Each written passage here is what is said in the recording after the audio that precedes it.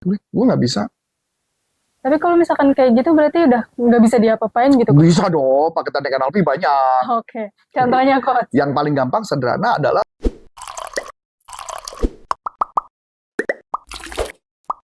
Sebelum Anda lanjut nonton video ini, silakan Anda subscribe, like, dan share kepada teman-teman Anda sehingga channel ini bisa bertumbuh. Kok dia bisa naik jabatan duluan sih?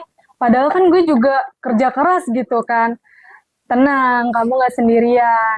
Ya, simak video ini. Halo, Coach. halo, Ya, apa kabar, Coach? baik. Alhamdulillah. Hmm. Oke, gini, Coach.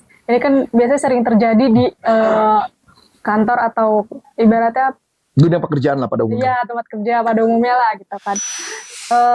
Kalau misalkan nih kayak ngerasa kok dia gampang sih naik jabatannya gitu, Coach. Padahal kan kalau misalkan dilihat dari keseharian kerjanya kayak lebih keras, lebih banyak dirinya gitu kan, Coach.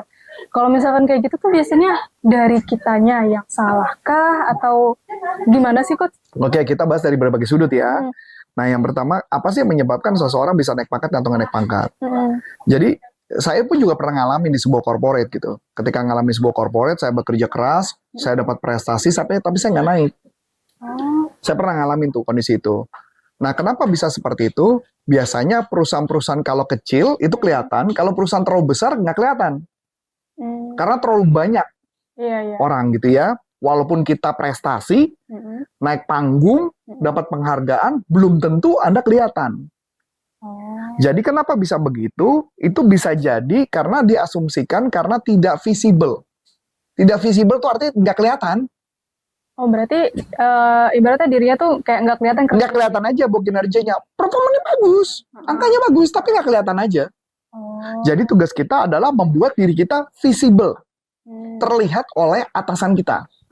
Bahwa kita bagus. Gitu ya, tanpa perlu menjilat tentunya. Ya, jadi bagaimana caranya kita membuat kita kelihatan bagus? Ya, misalkan kita sering-sering ikut acara tertentu, kita sering ngobrol sama mereka, jadi muncul, sering visible. Kadang-kadang ada orang yang kerja bagus, tapi nggak pernah mau ngobrol sama atasan dan sebagainya. Lah, gimana atasan tahu? Interaksinya berarti. Interaksinya, nggak visible, saya nggak ngeh kamu ada gitu loh. Oh, kayak udah diem-diem aja gitu. Iya, diem-diem aja, nggak ketahuan itu orang ada, ada yang namanya Arif gitu ya. Itu pernah kejadian di saya. Makanya oleh sebab itu visible itu penting. Yang kedua adalah berkaitan dengan personal branding dan networking. Tetap balik lagi. Visible berarti bergaul, kita brandingnya apa, networking dan sebagainya. Sampai akhirnya saya membuat kegiatan macam-macam tuh. Bikinlah acara apa, bikinlah kegiatan apa, yang dimana saya mau jadi ketuanya dan sebagainya. Disitulah baru orang lihat visible. Nah gitu ya. Yang ketiga adalah apakah kita layak nggak, kita punya mindset mau jadi leader atau enggak. Ada orang, teman saya nih, jago banget, jualannya keren, tapi nggak pernah naik pangkat. Oh, kenapa, Coach? Dia mah nggak mau. Oh, nggak mau naik aja. Iya, makanya mindsetnya dia. Iya. Karena mindset dia adalah ribet gue jadi pemimpin, gue mending jadi anak buah aja dah.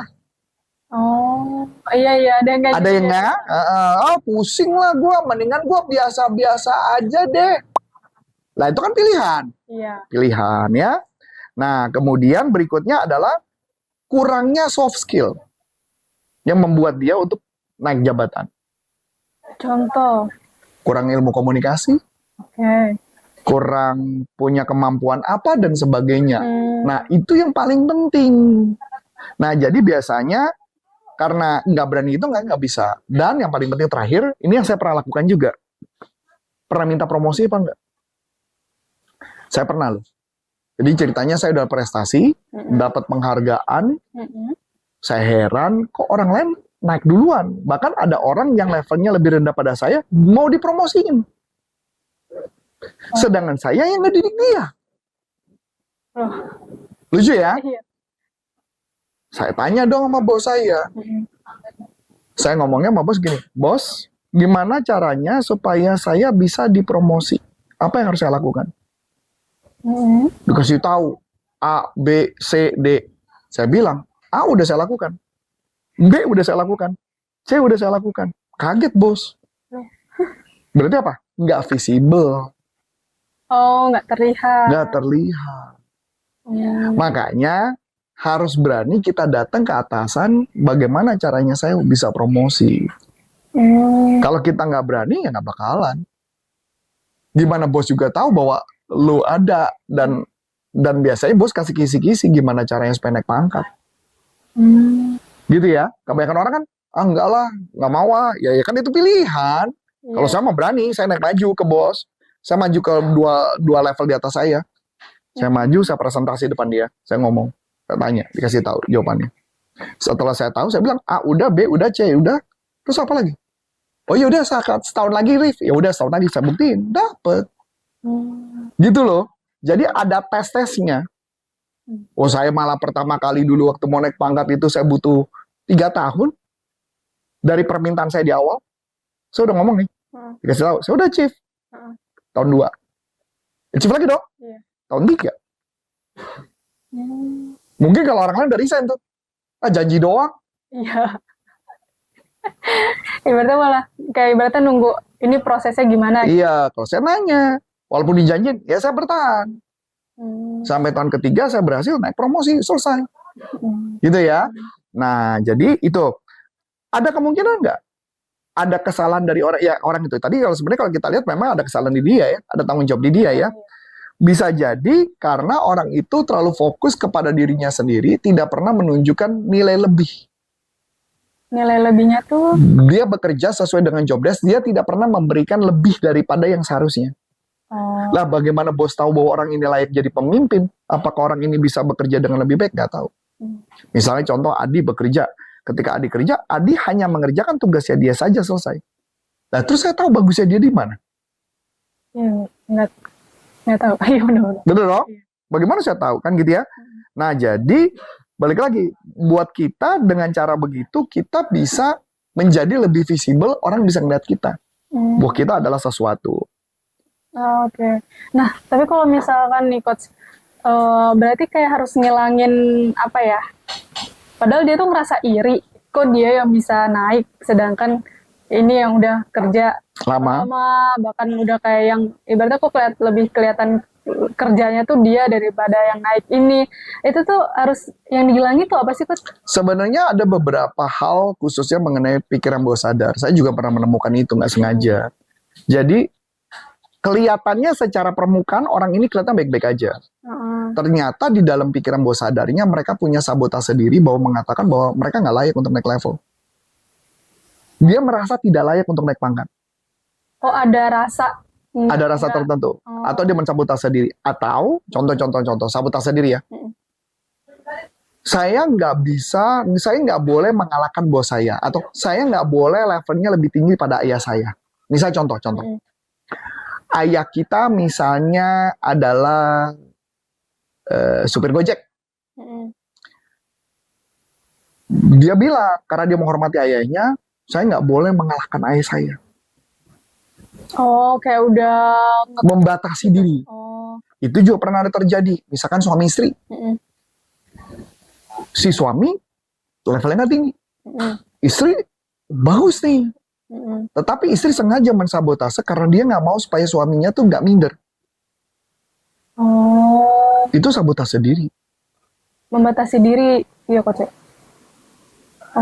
Jadi dia nggak mau tuh, jangan sampai ada yang terluka. Dia ya udah gue nggak layak deh. Gue nggak layak deh, gue nggak bisa. Tapi kalau misalkan kayak gitu berarti udah nggak bisa diapa-apain gitu? Bisa dong, pakai teknik NLP banyak. Oke, contohnya coach? Yang paling gampang sederhana adalah bikin surat cinta pada diri sendiri. Bikin surat cinta pada diri sendiri. Bagaimana dia menuliskan surat cinta pada diri sendiri, dia menghargai dirinya. Yang pertama. Yang kedua, tuliskan apa 10 kehebatan dirinya Anda dan baca di depan kaca. Baca di depan kaca? Nah, kamu itu hebat, kamu itu apa? Baca sesuai dengan 10 yang kehebatan kamu. Itu cara mengatasi sabotase diri. Itu dibaca sekali kah atau berulang-ulang sampai dia mentalnya percaya diri berlebihan. Oke. Nah, makanya kenapa banyak orang-orang kenapa tidak bisa berhasil ya karena itu. Sering mensabotase. Betul. Iya sih. Ya. Nah, saya mau buka lagi yang satu lagi. Ini yang keren banget. Ada istilah namanya kalau buat saya pionir dan maverick. Pionir Dan maverick. Maverick. Maverick. Pionir itu biasanya orang yang naik pangkat itu adalah pionir, bukan maverick. Oh, istilah itu apa, Coach? Nah, ini saya jelasin. Pionir itu adalah orang yang mensupport visi misi perusahaan. Tangkap nggak? Saya punya visi misi. Ini kan perusahaan korporat. Kalau kamu mau naik pangkat, berarti orangnya harus mensupport visi misi saya. Oke. Memberikan ide visi misi saya supaya mensupport visi misinya saya. Paham ya? Membantu visi misi orang lain. Oke? Tapi kan saya punya visi misi sendiri, Coach. Iya. Pada saat sekarang, kalau bahasa saya musim. Lagi musimnya kamu ngebantu corporate consulting. Tapi ada saatnya nanti kamu punya musim lagi di tempat lain. Selama musimnya ada di situ, kamu bantu perusahaan untuk bertumbuh. Itu namanya pionir. Oke. Kalau maverick nggak? Kalau Maverick masa bodoh kah atau gimana? Masa bodoh, dia mau meningkat, dia mau bekerja keras untuk supaya nama dia terkenal. Oh, cuma buat diri sendiri. Buat diri sendiri. Oh. Buat kepentingan dia. Malah kalau perlu ada bikin perusahaan dalam perusahaan. Loh. Kalau perlu dia membuat sabotase. Maverick itu pemberontak. Oh, berarti ya udah ngerjain aja, mau sejalan Kerja, sama. pokoknya bisa kerja nih. Bahkan kalau perlu, gue akan bertentangan sama atasan. Oh, saya nggak setuju, bos. Itu udah kuno. Apa yang terjadi? Maverick. Saya pernah punya pegawai Maverick. Adi juga kenal orangnya.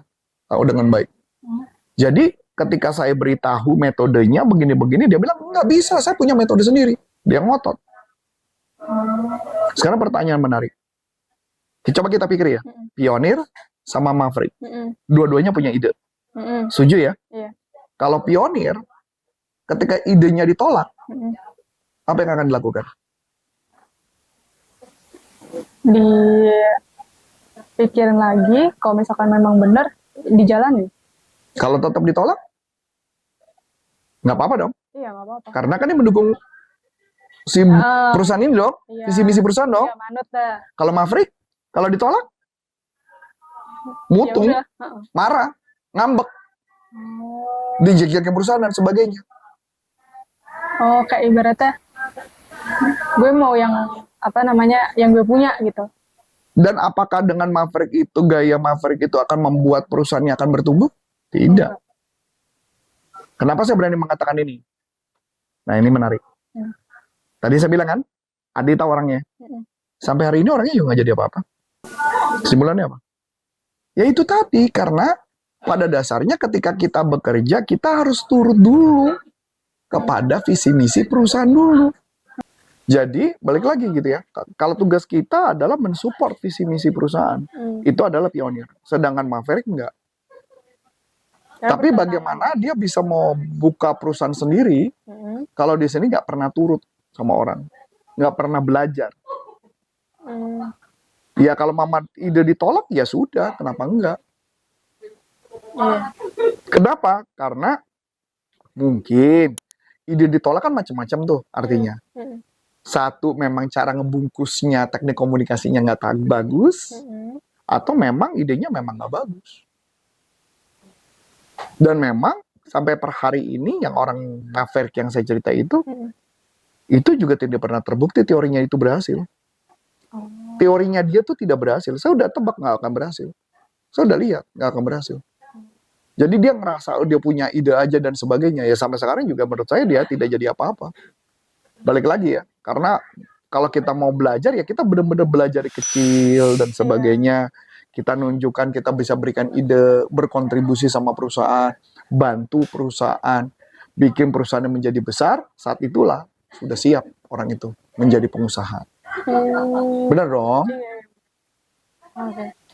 Jadi yang membuat gagal apa?